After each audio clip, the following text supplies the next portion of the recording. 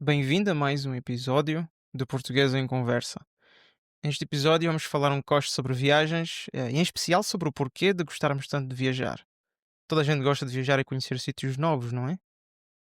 Vamos falar sobre diferentes tipos de viajantes ou turistas, como são conhecidos, e que efeitos tem numa pessoa este fenómeno de viajar e conhecer sítios novos. Vamos também ver um pouco sobre a diferença entre viajar hoje em dia e no passado. E claro, como é que isto se encaixa na cultura portuguesa e em Portugal? Primeiro que tudo, vamos ver as motivações que uma pessoa tem para viajar, que são a curiosidade natural e o espírito de aventura. Este é óbvio, se és curioso, uma pessoa curiosa e queres uma pequena aventura, ver um país novo é uma escolha fácil. Para fugir da rotina e do stress, e vamos lá admitir, mas a vida moderna é repetitiva e cheia de stress. Tendo isso em conta, viajar é uma forma de aliviar este stress, de esquecer a rotina durante uns dias, fim de relaxar um pouco. E outra coisa importante é o desejo de aprender e crescer como indivíduo, visitar sítios novos, conhecer novas culturas, etc.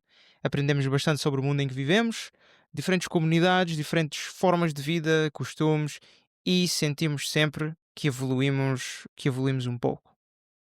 Há ainda aquele desejo de procurar algo novo, algo diferente da realidade habitual. Isto é uma grande motivação para viajar, conhecer uma realidade, conhecer uma realidade diferente que não envolve aquilo a que já estamos habituados. E claro que outra cena que influencia a nossa vontade de viajar e conhecer lugares novos é a nostalgia e talvez até uma pessoa ter alguma ligação emocional com o lugar que quer visitar. Alguns dos meus alunos, por exemplo, visitam Portugal porque se sentem em casa aqui, ou visitaram no passado e têm boas memórias, ou conheceram alguém especial também.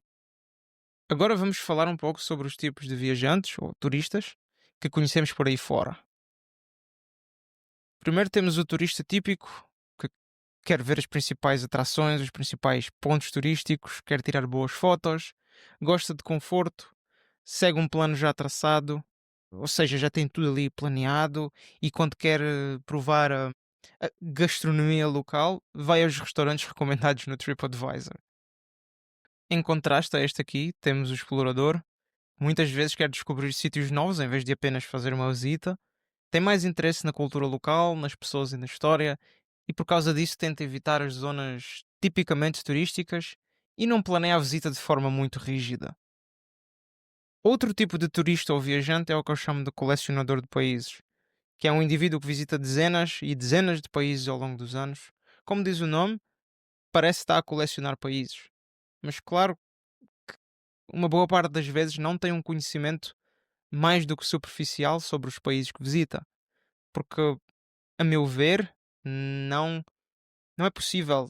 Uma pessoa não consegue aprender nada ao pormenor sobre um país se apenas o visita uma vez. Em seguida, o nómada digital. Isto é cada vez mais comum. Uma pessoa que se muda para um país, mas que geralmente não fica muito tempo, talvez uns meses ou poucos anos, continua a trabalhar online neste país e geralmente faz isto por ter algum benefício com impostos ou assim. Em Portugal, este fenómeno tem sido bastante comum nestes últimos anos. Por último, um tipo de viajante que tenho de respeitar muito é o gajo que viaja só para comer. Isto são pessoas de cultura e inteligência superior, claramente, cujo objetivo principal quando visitam novos países é experimentar pratos novos e deliciar-se com a gastronomia local. Claro que também fazem outras coisas, não é? Mas geralmente esta é a principal atração. Agora, uma questão importante. Como é que as viagens nos transformam? Tendo em conta que quando uma pessoa viaja, está a visitar sítios novos e a conhecer pessoas e culturas novas, é seguro dizer que ao viajar, ao explorar sítios novos, adquire-se novas perspectivas sobre o mundo, uma forma diferente de ver a vida. E há também um aspecto de enriquecimento cultural e pessoal, claro que está ligado a isto, não é? Também acredito que algo que muda numa pessoa ao visitar sítios novos, especialmente sítios muito diferentes, é a capacidade de adaptação e de ver a vida de forma diferente. Por último, a aprendizagem de novas línguas está obviamente ligada à ideia de explorar e conhecer uma cultura nova, como é o caso de Portugal.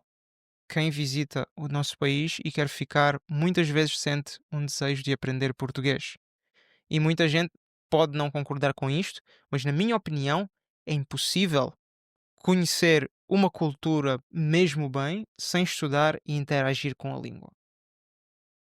Outra coisa que, na minha opinião, é bastante interessante, a forma como o fenómeno de viajar se tem tornado tão diferente ao longo dos anos.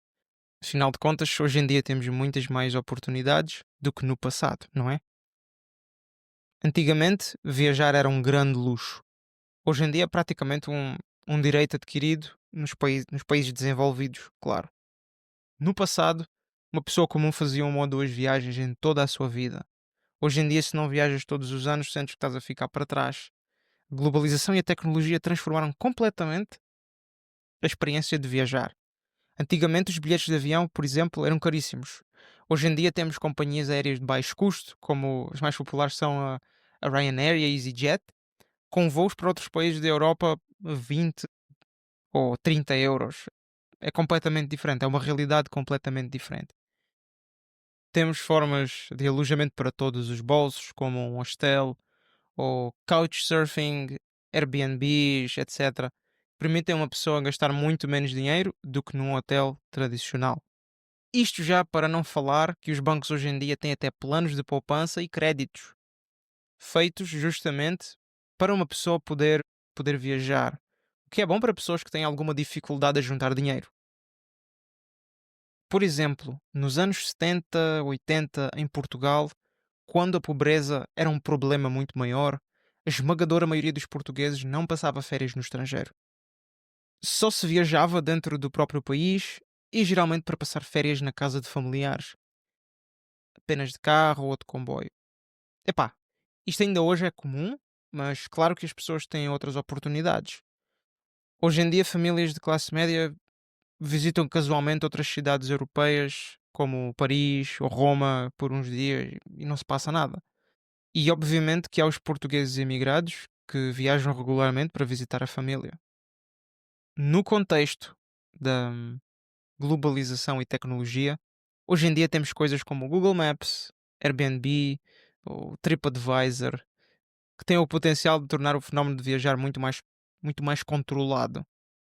Sabes para onde vais, o que é que vais visitar, como vais, onde é que vais ficar, depois de uma pesquisa de 15 minutos na internet. Agora eu pergunto-me, será que com tanta facilidade e tanta informação ainda dá para viver a verdadeira surpresa de viajar?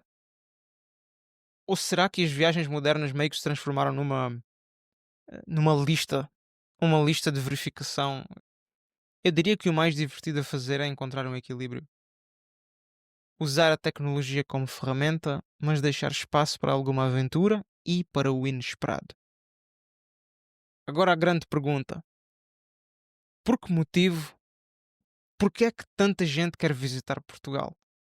Portugal está na moda e por boas razões. Em primeiro lugar, claro, as paisagens e o clima. As paisagens em Portugal são muito variadas, num país pequeno. Nós portugueses não pensamos nisto, mas em Portugal estás na praia, viajas uma hora de carro, estás numa floresta, num parque natural, viajas mais 2 ou 3 horas e estás nas montanhas. Às vezes até menos do que isto. E já agora, se estás curioso, o itinerário que tenho em mente, Cascais, Sintra e Covilhã, ou perto disso. Ou seja, tens uma grande variedade sem ter de ir muito longe. E claro que o clima também é um grande fator, não é? Portugal é agradável o ano quase todo, tirando ali uns meses em que está mais frio e mais chuva. E mais, como já sabemos, a comida portuguesa é excelente, feita com ingredientes frescos e baratos. Não há muito mais a dizer sobre isto, não é? Outra coisa é que os portugueses são simpáticos e acolhedores, que é um grande bónus para muita gente. E Portugal é também um país bastante seguro, um dos mais seguros da Europa e do mundo, pelo que sei. Em suma, há esta boa relação qualidade-preço quando se visita Portugal. Então, o que é que os estrangeiros procuram quando cá vêm? Epá, pelo que sei, geralmente vêm à procura de boas praias, bom tempo, boa comida, pessoas amigáveis e acolhedoras, como tinha mencionado. Outra coisa é que cada vez mais estrangeiros, tanto turistas como imigrantes, têm interesse em experiências autênticas. Ou seja, visitar aldeias ou áreas típicas no país, contacto com a natureza, experiências culturais muitas vezes bastante simples, como, como ouvir fado, aprender a fazer pão com métodos tradicionais, degustações de vinho português, etc, etc. E estas experiências ainda são comuns em várias zonas de Portugal. Agora uma pergunta: como é que os portugueses veem os turistas? Pelo que sei, geralmente apreciamos quando as pessoas desfrutam do nosso país e se divertem e passam cá o seu tempo, mas em certas áreas onde há imensos turistas o tempo todo, muita gente já fica um pouco cansada disso. Na minha opinião, é compreensível. Por último, quero falar sobre o lado menos falado, que é o lado negativo das viagens. Porque por vezes viajar não é uma boa experiência, pode acontecer algo que não queremos ou algo inesperado. Por vezes as pessoas têm expectativas altíssimas, por exemplo, e quando chegam ao destino é bonito, mas está cheio de gente, ou o tempo não está bom, ou por vezes simplesmente a coisa não é como se estava à espera. Oh, e uma curiosidade interessante: existe até um fenómeno chamado Síndrome de Paris, que é um problema psicológico especialmente observado entre turistas japoneses, porque na cultura japonesa a cidade de Paris é idealizada, no qual um turista, ao visitar Paris ou outro local da Europa Ocidental, como outra cidade grande, por exemplo, sofre um choque cultural extremo que afeta negativamente a sua saúde mental, simplesmente porque o local não é aquilo de que se estava à espera. Outro lado negativo do turismo é o turismo de massas. Os seus efeitos na economia e, claro, no ambiente. Turismo excessivo causa aumentos descontrolados no preço de certas coisas, especialmente restaurantes, bilhetes para visitar locais únicos e, claro, preço dos alojamentos de curto prazo, como hotéis, Airbnbs e semelhantes. Relativamente ao impacto ambiental, é um pouco óbvio. Por exemplo, em florestas e parques naturais, o chão fica pisado, por vezes há lixo onde não devia e até o comportamento dos animais é muitas vezes afetado. Para acrescentar a isso, temos o consumo de recursos em grande escala e isto sente-se, por exemplo, no Algarve, aqui em Portugal, quando a poluição aumenta no verão e o consumo de água dispara. Duches em hotéis e praias, piscinas, lavanderias, campos de golfe e tudo isso. E quem sofre, obviamente, são os habitantes locais, que depois enfrentam restrições no consumo de água, enquanto os turistas têm acesso ilimitado à mesma. No fundo, viajar e fazer turismo é bom para um país, na minha opinião. Traz dinheiro, traz vida e tem um efeito positivo na cultura, pois culturas menos conhecidas tornam-se mais apreciadas a nível internacional. Mas como qualquer outra coisa, é preciso equilíbrio e as coisas têm de ser feitas com respeito aos habitantes locais, de forma sustentável e responsável. E é isso por hoje. Será que viajar faz de nós pessoas melhores? Ou será que é apenas uma maneira de fugirmos de nós mesmos? Diz-me o que achas nos comentários e não te esqueças de deixar as tuas sugestões e de ver a minha página do Patreon, cujo link eu deixo na descrição, se estiveres interessado em apoiar o meu conteúdo. Obrigado por veres até ao fim e até à próxima.